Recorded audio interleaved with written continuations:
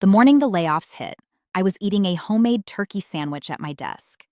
I remember that detail because it matters. Everyone else was downstairs at the cafe, the one in the lobby of our building that charged $14 for a salad that was mostly romaine and regret.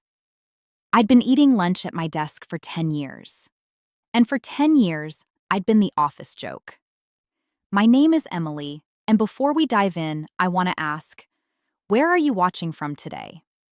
Drop your country and city in the comments below. I read every single one. That morning, at 10:47 a.m. on a Thursday in February, the email came. All hands meeting, third floor conference room, 15 minutes, attendance mandatory. I remember watching my coworkers file back from the cafe, holding their $6 lattes, laughing about something, and I remember thinking, they don't know yet. None of them know. But I did. I'd known for 2 years.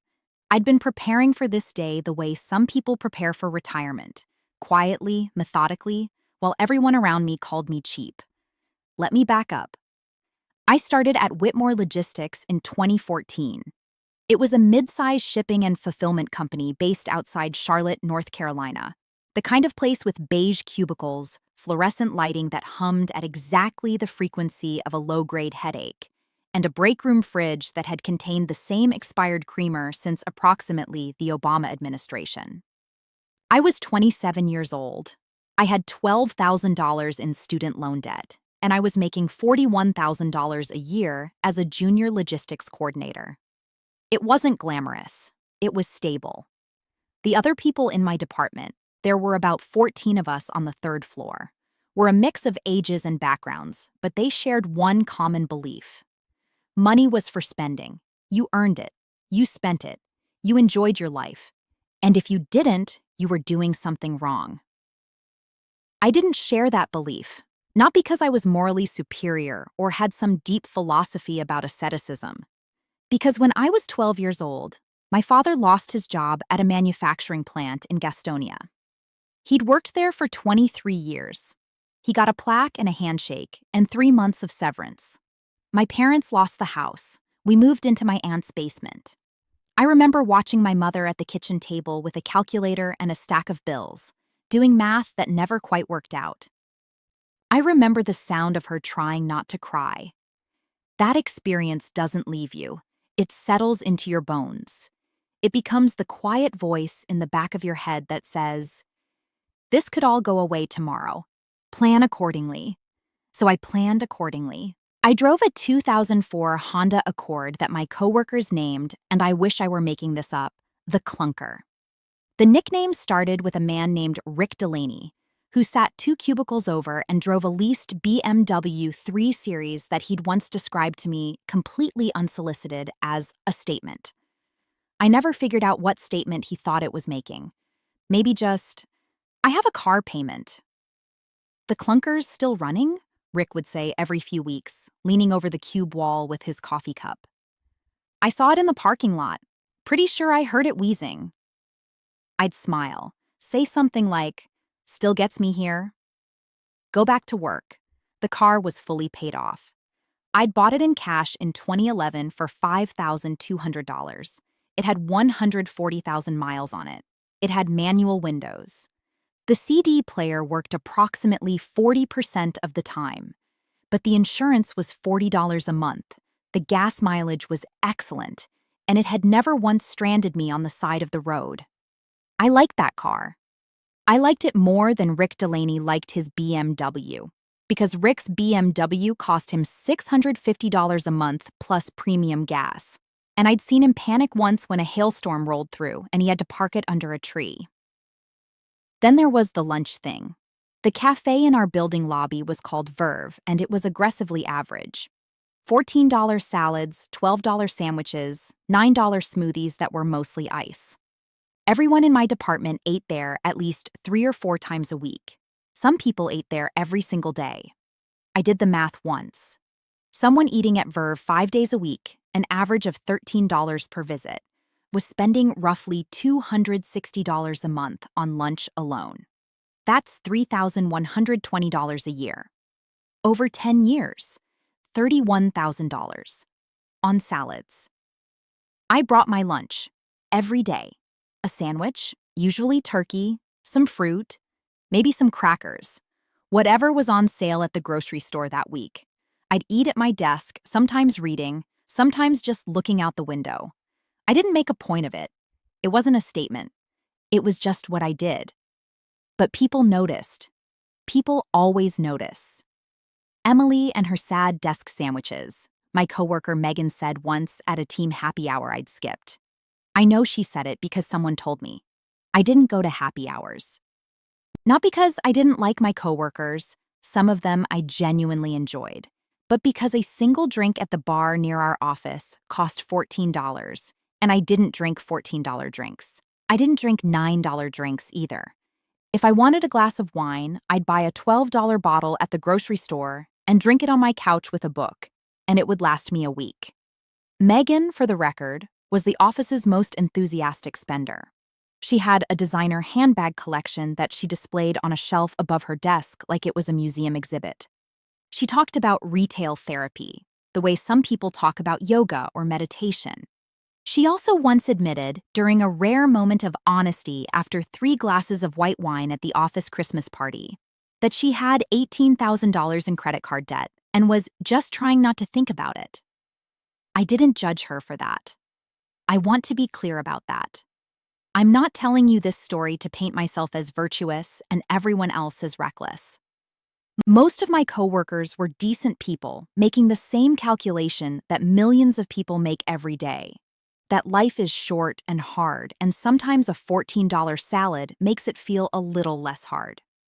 But the judgment went the other direction, toward me.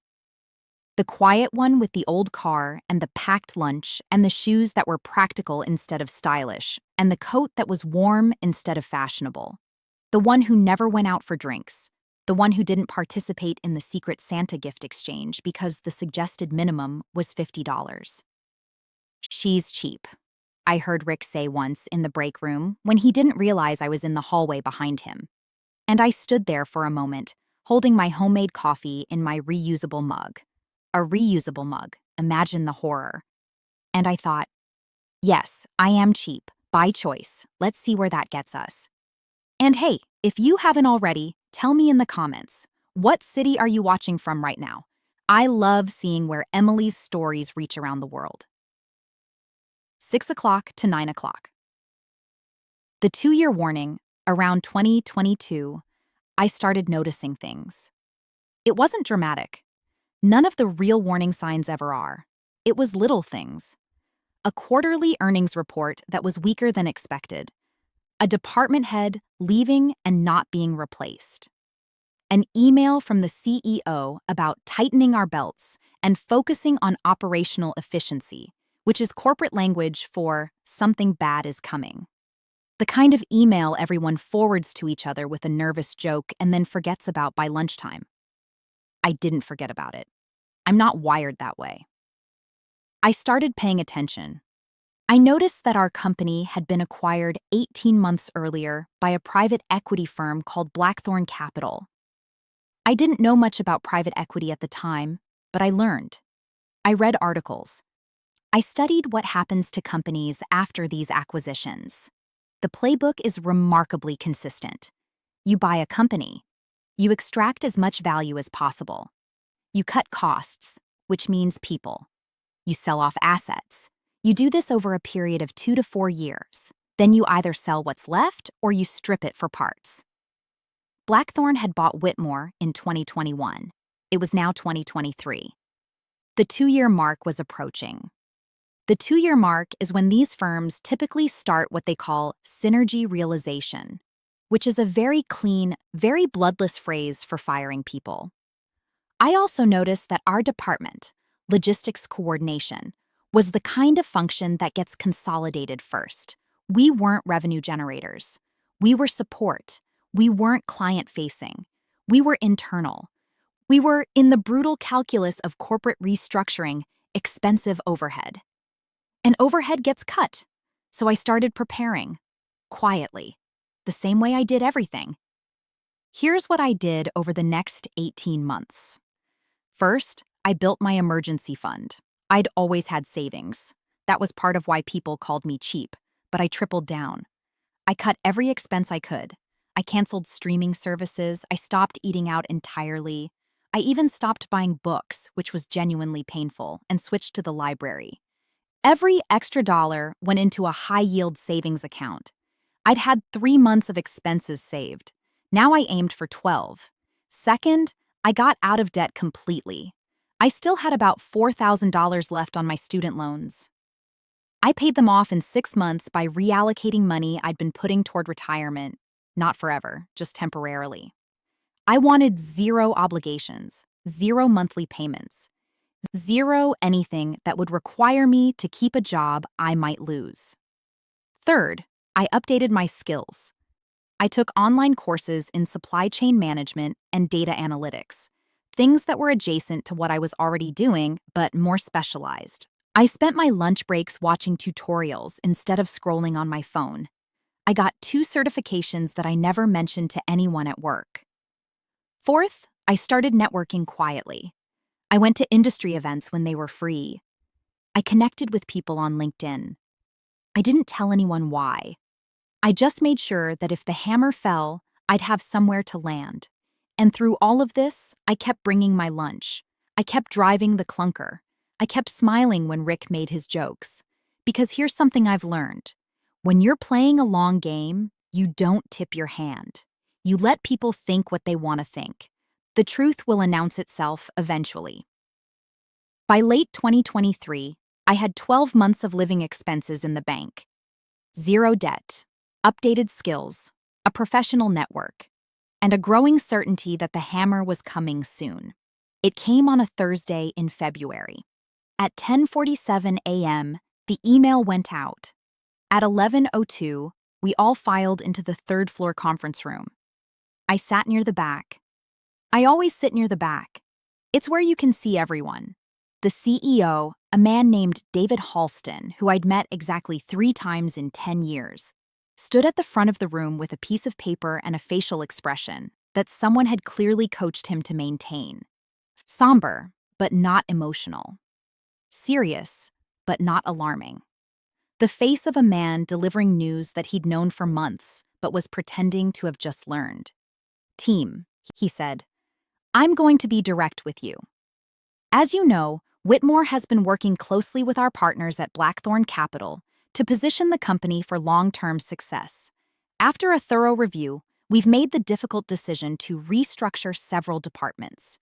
Restructure. Another one of those clean words.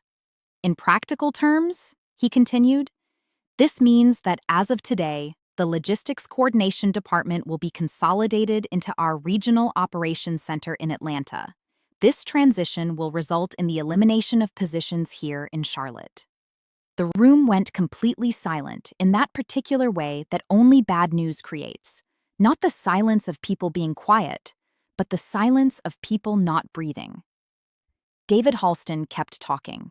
Severance packages, COBRA, career transition services, outplacement assistance, words designed to sound helpful while delivering the opposite of help.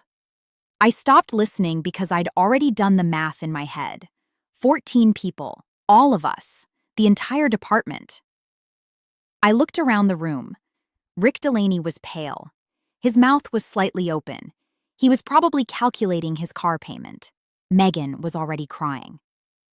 Derek, the department manager who'd been with the company for 18 years, was staring at the table with an expression I can only describe as hollow. 18 years. Gone in a 6-minute speech. And me? I sat in my chair in the back of the room with my hands folded in my lap, and I felt something unexpected. Not joy, not schadenfreude. I'm not that person. But something like readiness. The quiet satisfaction of having seen the wave coming and built a boat while everyone else was still dancing on the shore. I'm not proud of that feeling exactly, but I'm not ashamed of it either. I'd been the office joke for 10 years, and in that moment, I was the only person in the room who wasn't terrified. What happened after the meeting is the part that stayed with me. We were told to pack our desks, Security would escort us out at noon, standard procedure apparently, to prevent incidents. We had 1 hour. People scattered, some went to their cars to cry, some started making frantic phone calls. Megan sat at her desk scrolling through her banking app with a look of pure dread on her face. Rick Delaney walked over to my cubicle.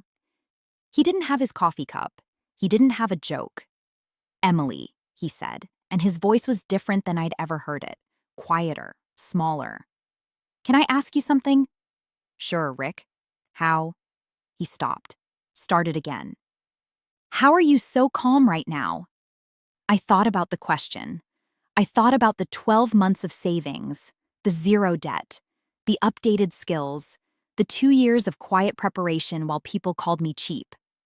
"I've been ready for this for a while," I said. He stared at me. "You knew?" I suspected. "So I prepared." "How?" The word came out almost desperate. "I have a car payment. I have a lease. My wife just bought new furniture. We have a trip to Mexico booked for April. I have—" He stopped and ran his hand through his hair. "I have $3,200 in my savings account. That's it." I didn't know what to say to that. There wasn't anything to say. The math was the math. "What are you going to do?" he asked. "Take a few weeks off," I said. "Then look for something better. I have some options." He stood there for another moment, and then he nodded slowly and walked away. Over the next hour, I had variations of that conversation with 5 different people, each one asking, in their own way, how I was so calm, each one revealing in their own way that they were not.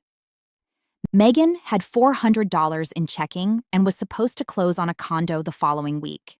Derek had been planning to retire in 3 years and had put all his savings in company stock. The stock had dropped 40% since the acquisition, which he'd known about, but he'd kept holding because he believed in the company.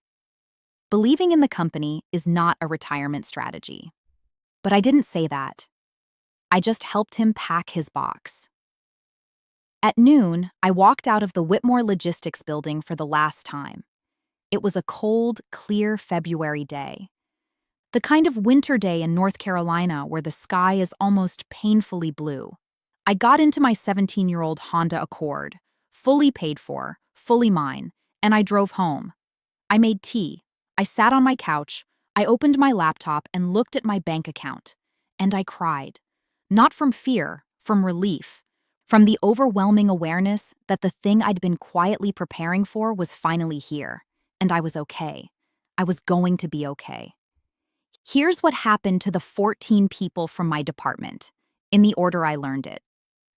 Megan's condo purchase fell through. She lost her deposit. She moved in with her sister in Raleigh 6 weeks later because she couldn't afford her apartment. I heard from someone who still talked to her that she was working at a Verizon store. The handbag shelf had been sold on Poshmark. Rick Delaney's BMW was repossessed in April. He also lost his house, not immediately, but the math caught up with him eventually.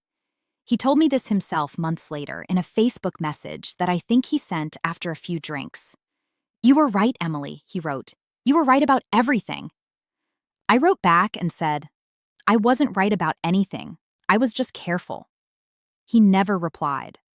Derek, the department manager, filed for bankruptcy at age 59. He'd been with Whitmore for 18 years. He'd put everything into company stock. He'd believed. I don't know where he is now. The others scattered. Some found new jobs quickly. Some didn't. Some moved cities. Some moved back in with parents. In their 30s and 40s and 50s, they moved back into childhood bedrooms because a job they thought would last forever had disappeared in a 6-minute speech they got 1 hour's notice to process. And me? I took 6 weeks off. Not because I was worried about finding work, but because I'd spent 10 years being careful, and I decided I'd earned a break. I went to the library a lot. I cooked elaborate meals just for myself. I took long walks in a park near my apartment. I called my mother more often. I started sleeping 8 hours a night for the first time in years. Then I reached out to some of my contacts.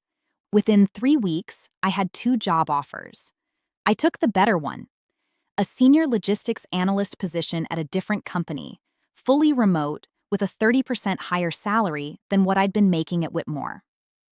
They'd asked about my salary expectations in the interview. I'd given them a number that was higher than I actually expected. They said yes in under an hour. I started that job in April, from my apartment, on a laptop I'd bought with cash. My emergency fund was still intact. I hadn't needed to touch it. I kept driving the clunker.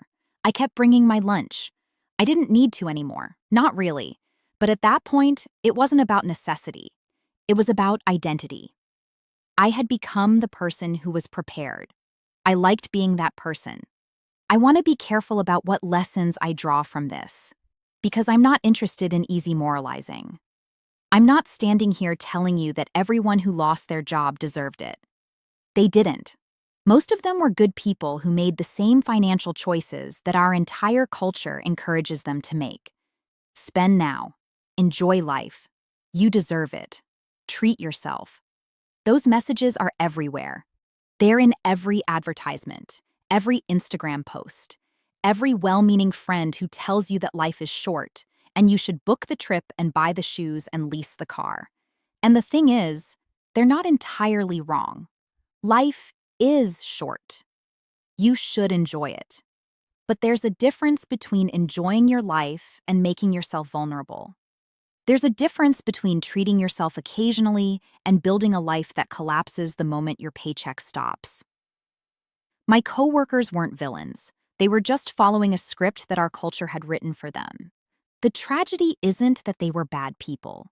The tragedy is that they were ordinary people who did ordinary things, and then an ordinary corporate restructuring turned their lives upside down. What I did differently wasn't genius. It was simple. I lived below my means. I saved aggressively. I avoided debt. I stayed ready. I traded short-term comfort for long-term security. That's it. That's the whole secret. No complex investment strategy. No get-rich-quick scheme. No rich uncle. Just the boring, unglamorous, deeply satisfying practice of not spending money I didn't have on things I didn't need. The people who mocked me for 10 years are now, many of them, living the consequences of their own choices. I don't take pleasure in that. But I do take a quiet satisfaction in having been right. Not right about them. Right about the math. The math always wins in the end. I still have the clunker. It's got 210,000 miles on it now. The CD player stopped working entirely last fall. The driver's side window gets stuck sometimes when it's cold. I could afford a new car. I could buy one in cash tomorrow if I wanted to. But every time I think about replacing it, I remember the look on Rick Delaney's face in my cubicle that February morning. The fear. The dawning understanding that all his statements, the BMW, the watches, the expensive lunches, the jokes about my car, had been building him a house of cards. My car may not be a statement, but it's paid for. And it starts every time. And some mornings when I'm driving to the grocery store with my reusable bags and my shopping list and my carefully planned budget, I catch myself smiling. Not because I won, because I survived, because I was ready, because my father's lesson, the one he never meant to teach me, from that kitchen table in Gastonia with the calculator and the bills that never added up, had finally paid off. I'm Emily. This is what happened to me. And if you're sitting somewhere right now wondering whether it's worth it to be careful with your money, whether the jokes and the eye rolls and the pressure to spend are worth enduring, I can tell you from experience that yes, it is. The quiet ones in the back of the room, the ones with the packed lunches and the paid-off cars and the emergency funds, they're not missing out on life. They're buying something more valuable than a $14 salad. They're buying peace of mind. And when the hammer falls, peace of mind is the one thing nobody can repossess. Thank you for being here. If this story meant something to you, please share it. You never know who needs to hear it. Take care of yourselves out there.